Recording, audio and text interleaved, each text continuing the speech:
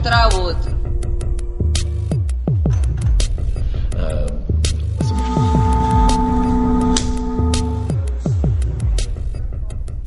Dancers, no? And so I chose only the top part of the dancers, basically the arms, the torso, and the neck. So I created a pas de deux with a robot and the dancer completely synchronized using the same mapping, no? The same choreography, basically. You know? And I put them together on stage. So that was my first experience working with robot and with the mechanic. So I tried to make the KUKA robot more human, you know, like it had a camera that, you know, like a cyclops that can see what's happening on stage. Yeah. Which year was this? This was shown with a premiere in Signet Art in the year 2001. Wow. So 10 years ago. 10 years ago, that's right. Wow. And then the next step, I created a dance trilogy called the Umani Corporis Fabrica, with its 3 full evening works. And I had it very clear because it had to do with Andreas Vesalius' anatomical study of the body. You know, that was the first guy who actually had the guts in that time. The anatomical theater. Yeah, to open the body and study what we are made of. You know? And at that time it was dangerous. You would get killed by doing this. So I dedicated a whole trilogy to this anatomical study. And I had very clear at the very beginning, before I started, that the last image and the last piece had to be just a robot on stage. So I did the Umani in 2002, then Corporis in 2003, and then Fabrica in 2005. And I had a robot designed by Louis-Philippe Demers, which he created a fantastic machinery which you hang on the ceiling, and it has 9 joints. It's an abstract kinetic sculpture, basically.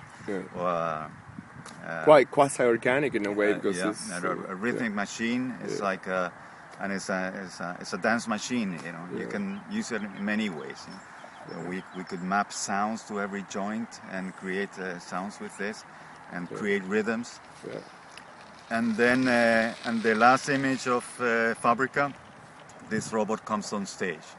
And then the next step was I wanted to do specifically a choreography for a machine on stage, no longer with dancers. And then I was invited in Berlin to the Transmediale to create this in Tesla Berlin in 2006. I worked there 2 months just creating a choreography for this machine, basically using Max MSP, and then with free device we used Calypso to create an installation to map the sounds, and so it became an installation with the robot and with the sound track of Francisco Lopez, which was at the end it became something very nice because we juxtaposed the machine to a very organic ambient. No, the whole sound was based on the jungle sounds, you know, in Brazil. You know that Francisco Lopez has a line of work which is taking audio samples of organic life and manipulating them.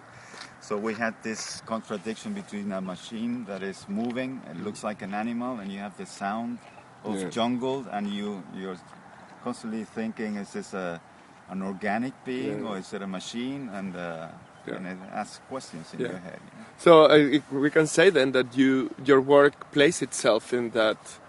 You know, I really related a lot when I saw it the first time, even with, you know, with Stellarc, even if you don't work directly with prosthetics, but also it's this question of, you know, the human machine and some kind of idea of evolution, you know, towards, you know, the mechanic or the cybernetic or...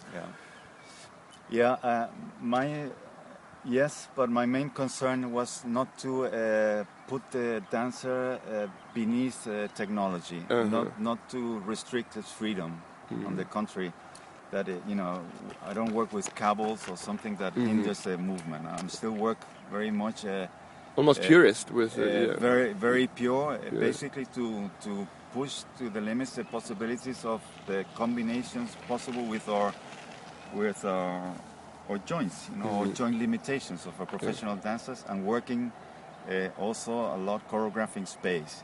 So I'm not restrained to just dancing in the center, but I really use space, and I synchronize all this with videos to create a rhythmic space. So the whole space has to be vibrating.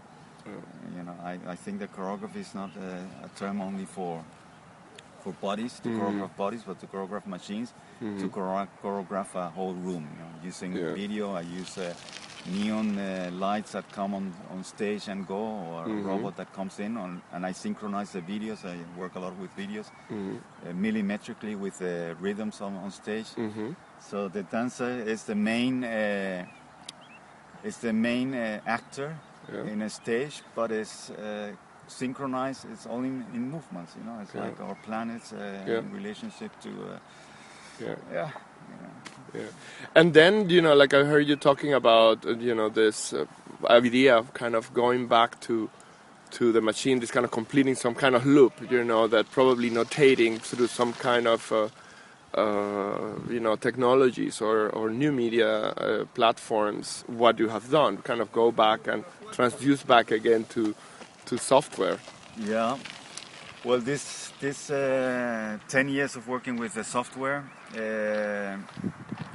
this was a very painstaking, lots of hours in front of the computer doing it by hand, feeding all these algorithms to the software. It was really too time-consuming work. And then I spent a year in a residence called Artists in Labs, whereby in Switzerland, in Zurich, where they chose some artists to spend one whole year in a laboratory. In my case, it was the Artificial Intelligence Laboratory of the University of Zurich. And they work with robots there. They wanted me to actually work with robots, but these robots were ridiculously small, with just 2 joints. So I thought I was attending lectures on artificial life, and then it was, suddenly it opened up a whole world of what's going on in the universities in this field. And I thought, well, the time is ripe that a computer or a software that one can build it that can actually create a whole choreography by itself. So I withdrew myself, so to speak, as a choreographer one further step, in that we created a set of rules, based on Lindenmayer system or random kinematics. The software worked out all the limitations of professional dancers, of their joints, and it just builds, it generates patterns automatically by one click. So this is the principle based on the choreographic machine that I presented here. So this is the epitome of all these processes, that now a software gives information to another software to create a choreography for a dancer. That would be if you're using processing to tell life forms, to generate a whole sequence, and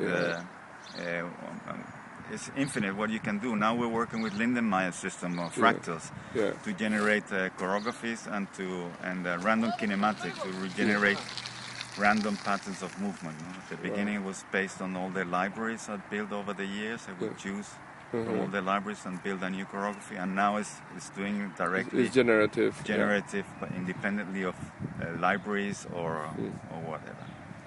And that is applied just to the joints. And what happened with the relationships, still the relational aspect in choreography with one dancer to another?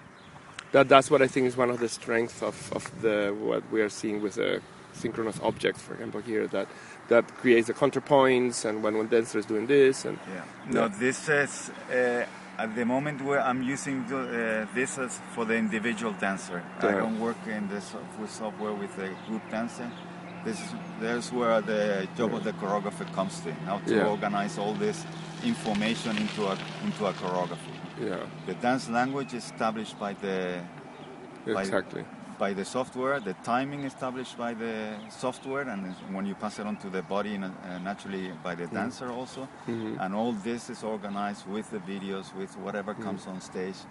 This is where your director role. When I choreograph the whole the space and the time, so to speak. Well, thank you very much. You have done a lot. And we already have 20 minutes. And I said, like a short one.